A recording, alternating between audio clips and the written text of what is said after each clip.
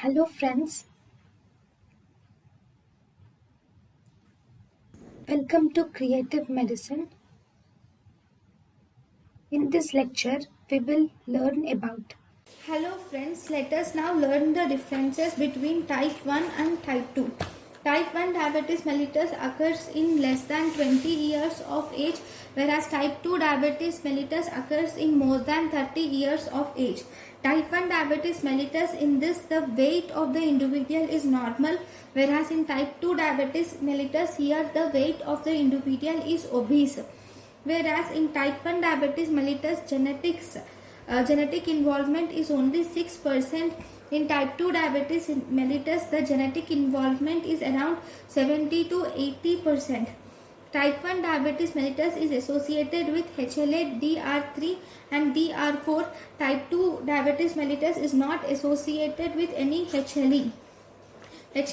Now if you see the pathogenesis, in the pathogenesis of type 1 diabetes mellitus, it causes autoimmune destruction of the pancreas, and thus the islet cells will also get destroyed, and thus insulin levels are less. Whereas in type 2 diabetes mellitus the main problem is in the insulin resistance.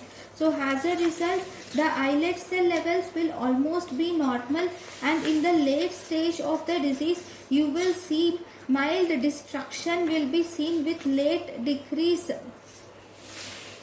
in the late stage of disease you will see mild destruction of islet cells. So even the insulin levels will be increased initially, but in late stage these insulin levels will also get decreased because of this mild destruction. Now if you see the clinical features in type 1 include polyuria, polydipsia, polyphagia, whereas in type 2 you will see fatigue, weakness, impaired wound healing, and repeated infections are seen. Acute complications in type 1 include diabetic ketoacidosis.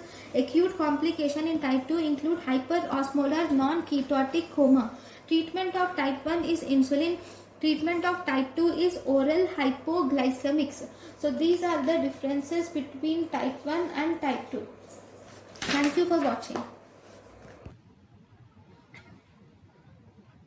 Thank you and thank you for watching.